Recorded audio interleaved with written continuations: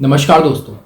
आजकल अडानी ग्रुप और Hindenburg research ये दो नाम हर सोशल मीडिया, न्यूज़ चैनल और न्यूज़पेपर पर ट्रेंडिंग में है और आपने ज़रूर इनके बारे में काफ़ी कुछ पढ़ा होगा। लेकिन मार्केट में अभी भी इसके बारे में फैक्चुअल इन्फॉर्मेशन की बहुत कमी है और इसलिए स्टॉक बॉक्स की टीम आपके लिए एक इन डेप्थ एनालिसिस लाई है हिंडनबर्ग रिसर्च के ऊपर। तो हम बात करेंगे हिंडनबर्ग रिसर्च रिपोर्ट की सबसे पहले, जिसके आने से इंडियन स्टॉक मार्केट में तहलका मच गया और अडानी ग्रुप्स और इंडियन स्टॉक मार्केट में काफी गिरावट देखी गई। इस रिपोर्ट में हम डिकोड करेंगे हिंडनबर्ग रिसर्च का पास्ट, प्रेजेंट और फ्यूचर। शुरुआत करेंगे इसके इंट्रोडक्शन से और इंटरेस्टिंग हिस्ट्री से। इसके बाद हम इस बात पर भी गौर करेंगे कि क्या इस कंपनी के तरीके, रिसर्च के तरीके एथिकल हैं और लीगल हैं। और आखिर में हम ये भी डिस्कस करेंगे और सवाल उठाएंगे जो आपको सोचना है कि क्या आपको इसकी रिपोर्ट पर आंख बंद करके विश्वास करना चाहिए। जानने के लिए इसे अंत तक देखें। तो शुरुआत करते हैं इस कंपनी के नाम से।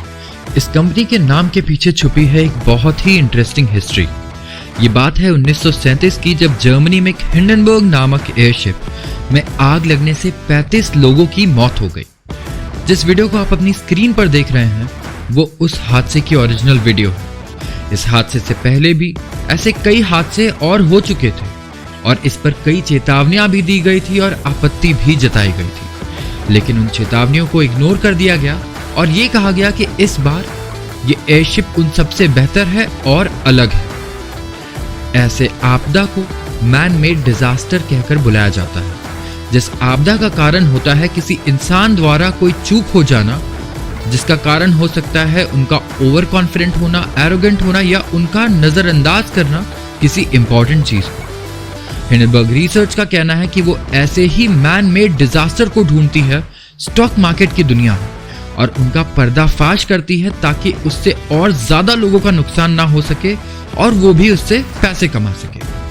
हिंडनबर्ग रिसर्च की शुरुआत की थी नेथन एंडरसन ने 2017 में और इसका ऑफिस है न्यूयॉर्क सिटी में, यूनाइटेड स्टेट्स ऑफ अमेरिका में।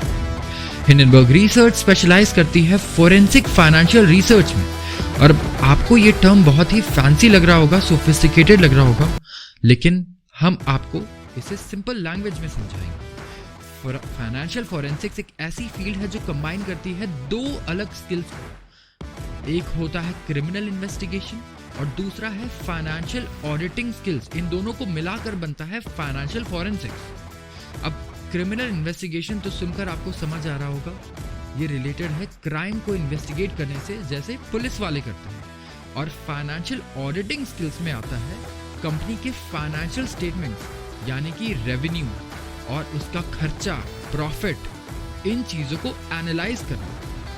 इन्वेस्टमेंट्स की दुनिया में फाइनेंशियल फॉरेंसिक एक्सपर्ट्स उन कंपनियों को ढूंढते हैं जिसकी वो कमियां निकाल सके, उन्हें शॉर्ट कर सके, पैसे कमा सके या फिर विसल ब्लोअर अवार्ड्स जीत सके।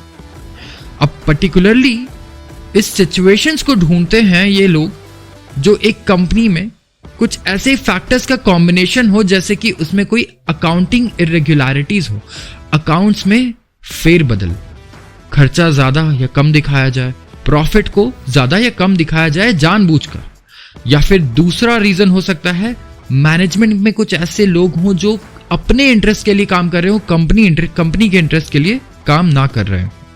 तीसरा हो सकता है कंपनी के कुछ लोग अपने दोस्तों को, परिवार को या अपने आप को फायदा पहुंचाने के लिए कुछ ऐसे ट्रांजैक्शंस कर रहे हैं जो वो डिस्क्लोज नहीं कर रहे हैं, कंपनी के फाइनेंशियल स्टेटमेंट्स में नहीं बता रहे हैं। और या फिर कुछ ऐसे काम हो रहे हो कंपनी में जो इलीगल हैं, जो लॉफुल नहीं। या फिर आखिर में कुछ ऐसे इश्यूज जो कि पैसे से रिलेटेड हैं या प्रोडक्ट से रिलेटेड हैं, जिसे डिस्क्लोज नहीं किया जा रहा और जिसे डिस्क्लोज करना बहुत जरूरी है, चाहे वो पब्लिक को डिस्क्लोज करना हो या गवर्नमेंट को। तो हिंडनबर्ग रिसर्च जैसी कंपनीज और भी हैं और हिंडनबर्ग रिसर्च खुद भी इसी तरीके की एनालिसिस करती है दूसरी कंपनीज पे, ताकि उसके वीकनेस का पता कर पाए, कुछ फेरबदल या कुछ घोटाले के बारे में पता कर पाए और उससे पैसे कमा पाए। अब बात करते हैं इनके रीसेंट फाइंडिंग्स की, रीसेंट न्यूज जो कि इनकी रिपोर्ट है अडानी ग्रुप के ऊपर। अडानी ग्रुप एक मल्टी बिलियन डॉलर कंग्लोमरेट है, एक इंडियन बिजनेस, जिसके ऊपर इनकी लेटेस्ट रिपोर्ट आई है और आप अपने स्क्रीन पर देख पा रहे होंगे, जरूर देखें। ये चार्ट्स हैं अडानी ग्रुप की कंपनीज की, जिसे आप देख सकते हैं। रिपोर्ट आने के बाद भारी बिकवाली हर एक स्टॉक में देखी गई है अडानी ग्रुप के जितनी भी कंपनीज है उनके स्टॉक पे। अब बात करते हैं हिंडनबर्ग रिसर्च के ट्रैक रिकॉर्ड की। काफी बड़ा ट्रैक रिकॉर्ड है, लेकिन हम देखेंगे 2020 से 2023 तक इनका ट्रैक रिकॉर्ड कैसा है, इनकी हिस्ट्री क्या है। इनकी पहली रिपोर्ट आई निकोला पर, जो कि एक बहुत फेमस कंपनी थी यूएस में, और रिपोर्ट आने के बाद आप ये चार्ट देख सकते हैं अपनी स्क्रीन पर। इस कंपनी की वैल्यू आज सिर्फ $2 है और कुछ दिन पहले रिपोर्ट आने से ये ट्रेड करती थी $60 से $70 पर। 90% से ज्यादा, 90% से ज्यादा गिरावट हो गई।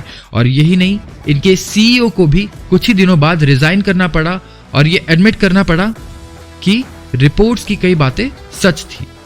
इसके बाद आता है जीनियस ब्रांड्स, एक ग्लोबल ब्रांड जिसका शेयर प्राइस था $6.5 के करीब पर शेयर, जो कि हिंडनबर्ग ने कहा कि होना चाहिए $1.5, क्योंकि रिटेल इन्वेस्टर्स का यूफोरिया है। इन्होंने बहुत ऊपरी दाम पर इसे खरीद लिया है और वही हुआ। एंड ऑफ जुलाई में 2 महीने के बाद शेयर्स $1.5 पर आ गए, 80% गिरकर।